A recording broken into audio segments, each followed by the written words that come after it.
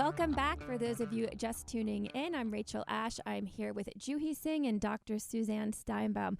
Today we've been talking about the Juhi Ash Center, women's heart health, inflammation, and then the very exciting announcement that Dr. Suzanne Steinbaum is now part of the Juhi Ash team. So one of the things I wanted to ask Dr. Suzanne, I know you've done a lot of, you do a ton of press, a ton of media. You have a book that I would love for you to talk about. You know, Juhi's talking about how we sort of mask these symptoms. And one of the, actually, you were talking before and I was like, oh my gosh, that is my book. Like, and I swear I wrote it, but it came out of Juhi's mouth just now. It was so strange listening to you. How we think, how we feel, you know, that's how disease gets manifested. I'm not sure what chapter that is, but it's definitely there. It's in the book. Read coming. You know, one of the things I say in the book all the time is that we have to demote our brains as CEO. We can convince ourselves of anything, and we're very, very gifted at making up stories about our entire existences. I'm sure you understand. Right. We manipulate ourselves. And Absolutely. Dr. Ash always used to, the first time Dr. Ash used to always say to me, it's the story that you're playing in your brain. Oh, he did? Right. Yes. Oh my God, all the time.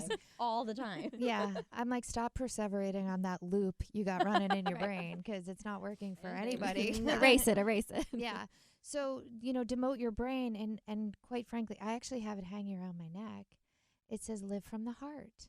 And it's really about listening to who you are and what really makes you tick. And I say that from the place of, what do I need to eat? For years, I heard people saying, every day at 3:00, I'm exhausted.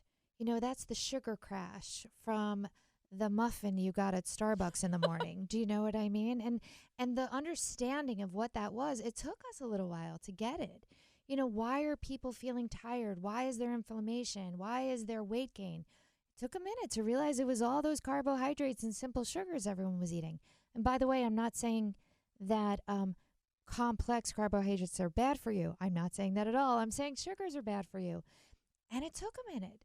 But if you listen to your body, I promise you, it's going to tell you what it needs. 100%. And it's going to tell you what you really want. I think as women, listen, I hate to break it to everyone, but yesterday you were eating breakfast at 5:00. I know. And, as doctors, we're not very good at taking care of us. Doctors are the worst patients. But, looking at her, by the way, I'm no better. I will tell you if you call me at 3 a.m, I'll answer. It's bad. It's bad. So actually my patients are always like, can you get more sleep? Because I'm answering everyone very late at night. Exactly. So we're sitting here being like, we're exactly like you, which is why we get you, because we're you. And we're a work in progress too. We're actually holding each other accountable now, which is really, really interesting. I think I slapped a monitor on her my second day there. You did. Yeah. And we were sitting and having a meeting, and I threw needles in her. Yeah. As we were she did. During she put the needles meeting. in my legs during a very important business meeting. It was so strange. So, you come into but effective. It was so effective. I slept so well that night. I didn't answer any emails. It was awesome. You did? I did not. Yeah, I slept. It was fabulous. So we are really living this ourselves. We are going through this process ourselves. And I really wish for all of us and everyone out there that we all learn how to live from the heart. And it's not just about what we eat and sleep and how we move and exercise. Quite frankly, we laugh all day long. Oh my gosh. And it's like about laughing, and it's about your perspective and joy. Every day, wake up. The glass is half full, people. We got to find the silver lining, because that makes the biggest difference in life. Everything in life. And I'd like to say, too, Suzanne, you left to set a setting. Hospitals can be very cold and very austere. And you created it. You guys, you created a community. You really created for a really, really long time. But it's important to have community, and it's important to have positivity and, joy, laughter. It's the best medicine. And here's the last piece. You gotta live life with passion. Mm-hmm. And you gotta have a purpose in life. Every day when I get up, and this has been going on now for 20 years plus, I get up with a passion and purpose, and this is what I'm here for. I want everyone to be healthy. I want prevention to be delivered to the masses. I want it to be affordable, accessible. I want it to be something that all of us just have, that we all get to be healthy. I don't want it to matter where we live or what zip code we're from or the color of our skin or what sex we are. I want everyone to have health. And I want to make it something that insurance companies cover. I want it something that hospitals promote, because we are living in a system of sickness across the board, mentally, physically, emotionally. I'm going to even throw in spiritually. We are all not doing great. And my whole thing for 2020, and I keep saying this, it's like I feel like there's a transformation coming. I feel like there's this collective energy that we're all saying, let's make this decade a little bit better. Absolutely. You know, one of the first questions that I ask my patients is, what makes you happy? And it throws 99% of the time people off. And they have to stop and sort of think, like, what? Right. They're what trained makes to you be happy? focused on what's wrong. Exactly. All the time. Yes, exactly. So I really, as Suzanne was saying, you know, living from the heart and knowing truly what makes you happy and then actualizing it. It's not okay. It's not enough to just think about it. You have to actualize it. And there are resources now, you know, that we have where we provide education, empowerment tools so that you lead a healthier and happier life. It's not okay to just exist. It's just not okay. You should be living a happy, fulfilled life, irrespective of where you are, what your demographic is. You know, I have a saying, when you cut, we all bleed the same. There's no difference. And so just empowering people, educating people, and making them realize that the healing begins from the inside. It's never outside in, it's inside out.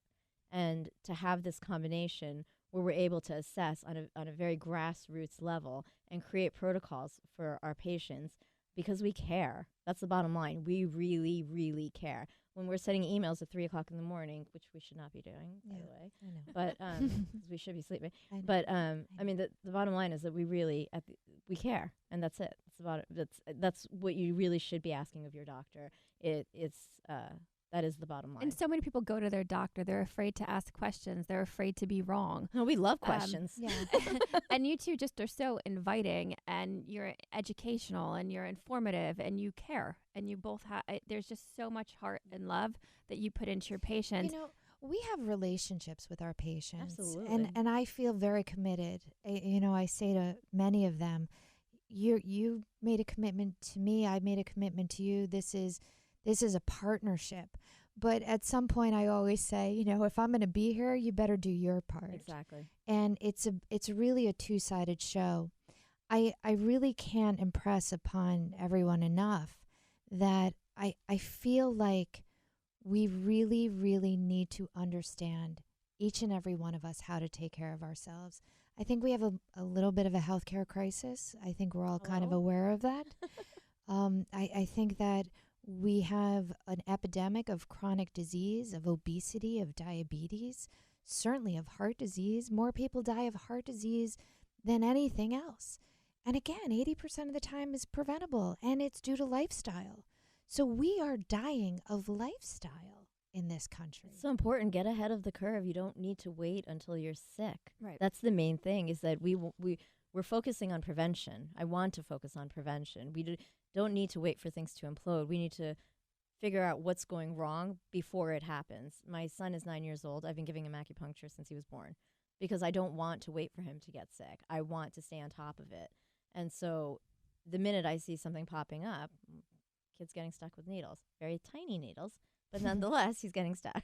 Yes. I love Juhi. Your acupuncture doesn't hurt at all. The needles they're incredibly tiny. Yeah, for those that are concerned about pain, No, I sat in a business meeting and didn't even know they were being put in my... And Exactly. actually in my head. There was one sticking out of my head, the top of my Your head. crown chakra. Yeah, and everyone was looking at me like... At one point, someone said, "I can't take you seriously." And I was so highly offended until I realized there was a needle sticking out of my head. No, but it's really it's figuring out what's going on here, what's happening, because things are so fragmented, and we need to put those pieces of the puzzle together, which is why it's so important to have both aspects covered. And this is what the center, the Juhi Ash Center, was built on, getting to the Absolutely. root cause of problems. I mean, it's a place historically where people go and they've been to everywhere and they haven't gotten the answers. They came to somewhere where somebody would listen to them, and then somebody would do the work. They would do the really comprehensive blood, saliva, urine testing. Now we're adding genetic testing and all these components have that we're some bringing in I got cool equipment in to that really office. figure out Very cool to equipment. really figure out what somebody's unique biochemistry is. And once you have that information, whether you're seeing Dr. Steinbaum, whether you're being treated by Juhi, you were able to look at your biological terrain. What is your roadmap and what's going on with you? Because everybody is a unique biochemistry. And Suzanne, one of the things that I love about what you teach and the way that you practice is that I think in terms of heart health, we always hear about things being textbook. Here are your symptoms, ... And if you're not presenting with A, B, and C, then you're not having a heart attack or you're not having a heart issue. But really, there's so much more subtleties So much more in terms of subtleties. symptoms and things. And you are probably one of the most outspoken people that I've ever met advocating this. I really look for the subtleties. You know, I always say to my patients, everyone else would tell you you're normal, but I'm going to tell you where you're not. And the perfect example of that is a stress test. You know, you get on a stress test, and I've seen so many times the report say, stress test is normal. Well, I'll look at the report, and somebody was on a treadmill who's 45 or 50 years old, and they only could exercise for 3 or 4 or 5 minutes, and the heart rate went up to 180 within the first 3 minutes of a stress test. That's not normal. And so, although it's normal by the check boxes and the guidelines, that's not normal where someone should be from the physical fitness place. So I do deeper studies. I do a cardiopulmonary exercise test. I look at the heart and lungs and really what your vital capacity is. VO2 max, which is really your ability to exercise, is one of the most sensitive markers of health, but is not, and by the way, this was written up by the American Heart Association. This isn't alternative, complementary, integrative. This was American Heart Association, and it's the most sensitive marker for cardiovascular well-being. Why is it not part of the guidelines? And I'm doing it in the office. In fact, it got delivered this week. It's all set up. It's fabulous, and it's brand new, and I love it. And I have echocardiogram. I have monitors that can really see how you're exercising. I have patients who've gone to the gym, and they're like, I exercise 5 days a week. And I look at them, and I'm like, really? Really? Are you really getting your heart rate up? Or are you talking to your friend or watching television? You're just looking good in the mirror. Not sure. And I have found out that really exercise is not intuitive. It's not something that people know how to do. And unless you grew up on a field with a coach and playing sports, exercise is something you need to be taught. And so I teach people how to exercise so their heart gets better. Now, that's not to say, and by the way, that I don't prescribe medication, because I do when it's important, when it's necessary. But I also, along with that, promise everybody that there's a way that potentially we can get you off of it. And if we can do that simultaneously, I will stop medication any day of the week. Absolutely. When I met Suzanne, actually, one of the times that we met, that we had all met before Suzanne joined the practice, she came in with a paper, cardiology, was the review? Oh, which one? Oh, about acupuncture? Yeah. Yeah. And she comes in reading about the efficacy of acupuncture in Angina. It was in chest pain. Angina. Yeah. Cardiology Today. I was Exactly. carrying it around in my bag for like 2 weeks. To give to Juhi, but To it was give- talking about... Well, to give to everyone. yeah. Because I thought it was so cool. I mean, I have to tell you something. Clinical statement came out through the American Heart Association about meditation. Thank you. I could not believe it. I carried that one around for months. I thought that was awesome. 7,000 years Incredible. old. And again, when we're saying, we're teaching you, we're empowering you, these are some of the tools that we teach you. And it's real. You know, I really get so upset when I hear people say, what, it's complimentary? I'm like, I'm sorry, breathing is actually not complimentary. If we're not breathing, we're not living. Fundamental. It's kind of basic. We need to oxygenate or we're not here. So it's not a choice. But we have a few minutes left for the show. So, Suzanne, I'd love you to start. Any last words of advice for our listeners? And I'd love for you to give them the details on your book as well, the title, where they can find it.